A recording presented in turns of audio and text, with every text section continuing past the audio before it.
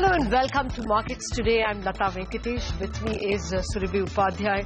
Well, I may be dressed in green, but it's absolutely the long color for the day.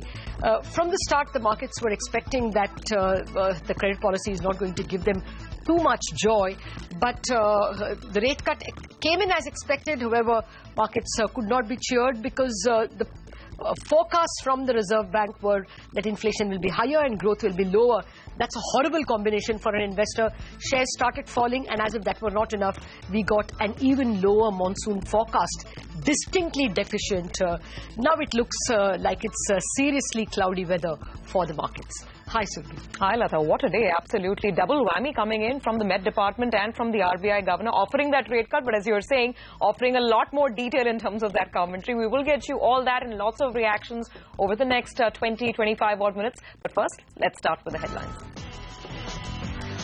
Turbulent Tuesday on the Lal Street. Hawkish message from RBI and a downward revision in the monsoon forecast pulls down stocks. The Nifty falls 2.3%, closing below 8250. The Sensex tumbles 660 points. The Bank Nifty cracks 3.5%.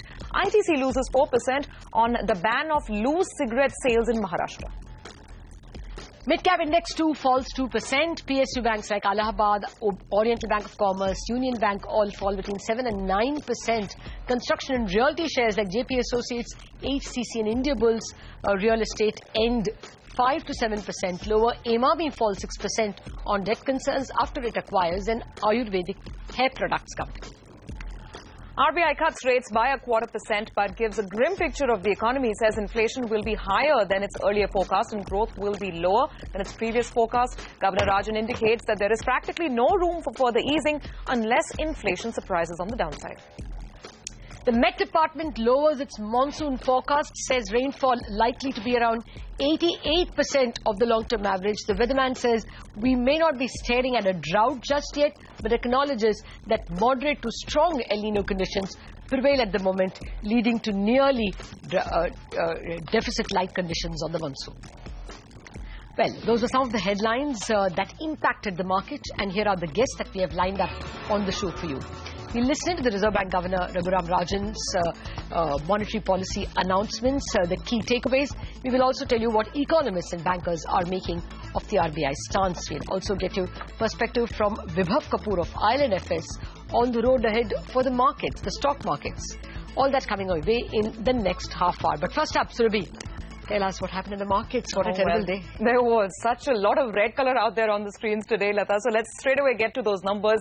Well, it's been quite a disastrous day on the Lal Street. The Bulls received not just one but two knocks, and they were really knockout blows, and they really never recovered from them. RBI's hawkish commentary and the government's deficient monsoon forecast served as double whammy as major indices went into a tailspin. Sonia is now here with the wrap of the day's trading highlights. Sonia, simply put, this is one Tuesday that the Bulls definitely would want to forget.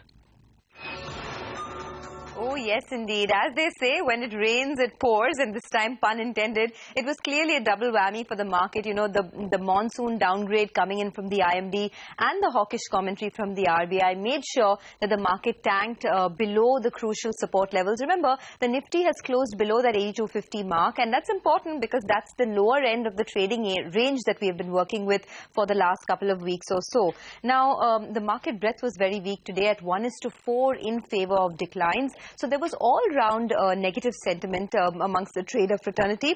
But the Bank Nifty cracked the hardest. So, you know, that's been the leadership pocket of the market. And that cracked of more than 3-odd%. And then all hell broke loose in terms of individual stocks. Out of the Nifty 50 stocks, only 2 stocks closed in the green. And that is an indication of how weak things were. Just to give you a couple of pockets. The biggest losers today were the banks. So HDFC, Axis Bank, Bank of Baroda, IndusInd Bank, SBI, all of them went home with big cuts of around 4 to 4.5%. And then, you know, you had the rural sensitive companies. So the companies that are exposed to the vagaries of the monsoons that really succumbed to selling pressure today after the IMD downgraded its monsoon forecast. You had ITC, there was HUL, there was Hero MotoCorp, and plenty of stocks in the mid mid-cap space as well. The banks, of course, in the mid-cap space moved in tandem with the frontliners. So Union Bank, Allahabad Bank, both under pressure. But look at Imami, look at TVS Motor. These are companies that are exposed to the rural economy, all of them sinking anywhere between 5 to 6%. And then big gainers like Walcott as well coming in for some selling pressure. Well, thanks a lot for that, Sonia. Well, it's an irony of the Reserve Bank statement that after it cut rates by 25 basis points, the bond yields jumped up by 4 basis points or even 6 basis points. 7.65 was where it had settled yesterday at close, and today the markets are closing at close to 7.71%. Higher yields mean lower bond prices. Bond prices fell by about 70-80 pies. That straight away goes in the form of losses, investment losses for banks. Now, before we started the credit policy yesterday, for instance, the Bank Nifty was down about 0.5%. Bank Nifty is dominated by private banks, but the PSU Bank Index was up about 0.2%. So clearly the markets had gone long into the credit policy on PSU banks because they have more government securities. And if government security prices rise as a result of cut in interest rates, then PSU banks will benefit. Exactly the opposite has happened. The rate cut happened, but there was a warning that inflation is going to be higher than expected. So no don't more expect rate more cuts. cuts ahead. That along with the monsoon, which means, higher prices of food products, higher NPLs, higher credit costs, all bashed up the banking system and, the bank stocks. And at the end of the day, the PSU Bank Index has ended with 4% losses. It was the gainer yesterday, and the Bank Nifty as well ending with 3.5% in terms of losses. Sectorally, it was the interest rate sensitives which got the bashing.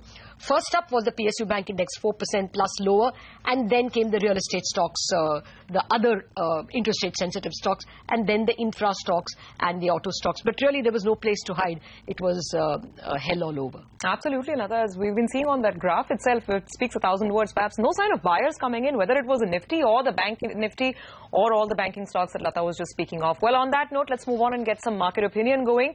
Vibhav Kapoor of Island FS expects the Nifty to dip to 7,600 if the monsoon disappoints. But for the larger part of 2015, he expects the Nifty to trade within a band of 8,000 to 9,000. The next quarter also is not going to be all that good. Then a lot is going to depend on the monsoons. And if you have bad monsoons, then you could see this getting extended to maybe another quarter or two. That is the earnings downgrades. And in that case, obviously, you would have more downside to the market. I would say if you have a bad monsoon, you could probably go down to something like 7,600. I think the markets are going to trade in a range of 8,000 to 8,500, 600 in the short term, and maybe 8,000 to 9,000 for the rest of this financial year. Well, Governor Raghuram Rajan stuck to the script as the Reserve Bank cut the benchmark repo rate by 25 basis points to 7.25%. But his message was more important. This could well be the last rate cut of the year, and we cannot expect anything more. That really was the message. This is the third rate cut this year, and the repo rate now stands, as I said, at 7.25%. But the joy was short-lived because of the guidance.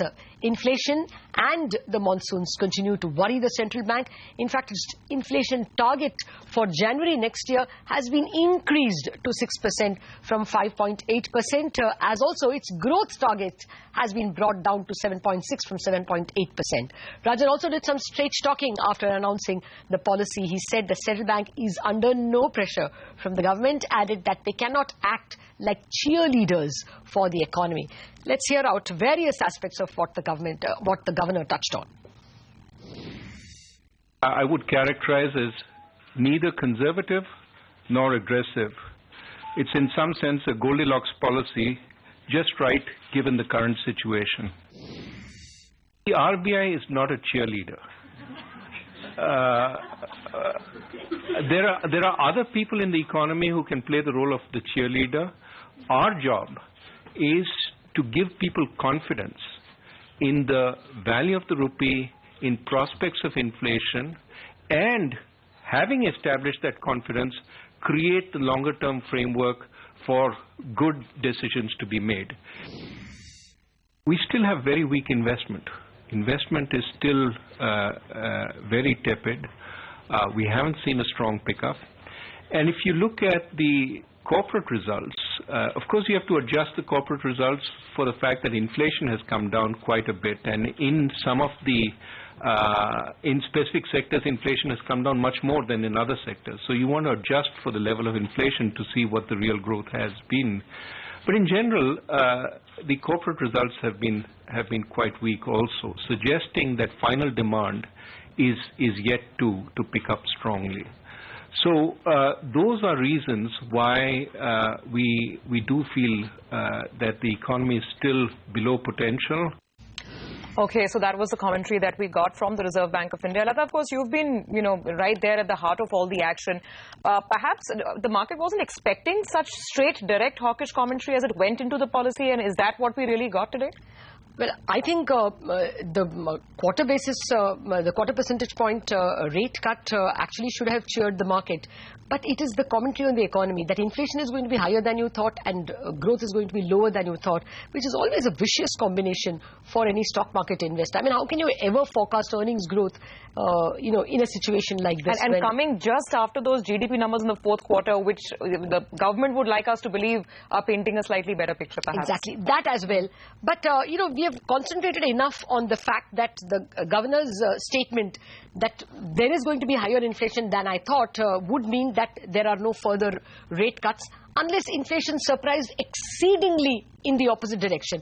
That is, despite the subpar monsoons, the distribution of the monsoon is so good that it falls exactly in the arid areas and therefore the crops don't get affected so much.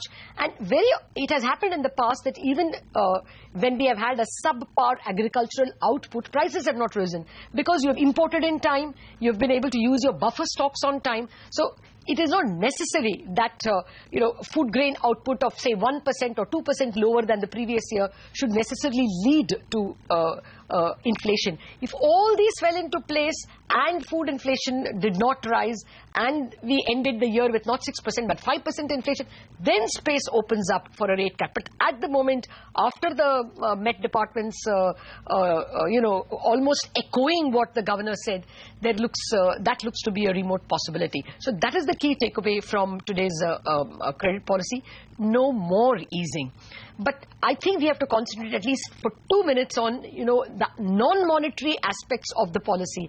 One, the RBI telling directly the government that you just have to give more capital to the banks. You cannot revive an economy with sick banks.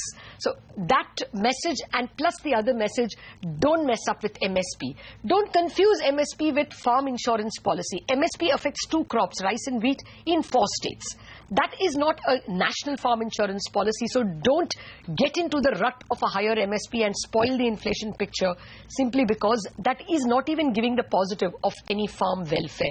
So if the government is able to listen to these 2 messages, I think those are the positives that emanated from the policy. Well, speaking of the government, let's actually get their take on how the policy went out today. In fact, the government has welcomed the rate cut from the Reserve Bank of India. The Chief Economic Advisor, Arvind Subramanian, said that the cut is consistent with the decline in inflation. This is the third in a series of welcome rate cuts by the Reserve Bank of India. These cuts are consistent with trends in the economy, including strongly declining inflation, contained current account deficits, and ongoing strong fiscal discipline. The government and the RBI agreed that these cuts signify that the economy needs policy support as economic growth is recovering while the external environment remains weak. The government and the RBI will work together to ensure that the macro economy remains strong while investment and growth are accelerated toward their potential.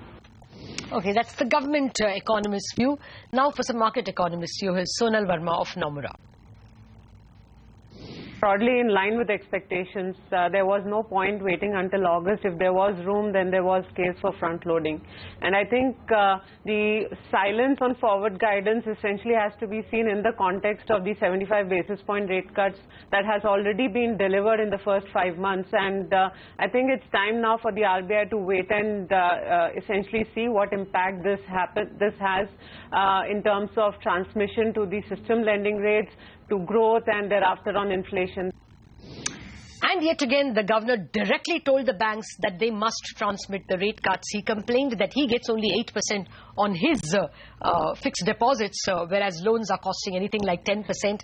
And here's how the bankers reacted. If you look at the cost of deposits, we have the lowest costs of deposits at 8%. But the rest of the market is still sitting at 8.5%. Everybody needs to come down. The reason why this is proving to be a little sticky is because the small savings schemes of the government, they are at much higher rates. In fact, if you look at the Sukhani Samriddhi scheme that has been brought about, there the rates are as high as 9.2%. So if banks are competing from the same kitty of deposits, then it does become very difficult for the banks to lower rates to a very great extent, because then obviously they will lose out. But having said that, on account of the fact that the real rate of interest is now ahead of, I think, 1.25%, therefore there is definitely a case for banks to bring down rates. Okay, that's a call coming in from State Bank of India. Well, Governor Rajan may have given the street what it wanted in the form of a rate cut, but brokerages are more concerned with the hawkish stance taken by the Reserve Bank of India with respect to any further cuts. Deutsche Bank says that the governor has clearly tossed the ball in the government's court when it comes to reviving the investment cycle and addressing supply-side bottlenecks and also generally slamming the brakes on inflation. However, Deutsche Bank observes that in no ways has RBI slammed the doors on further rate cuts.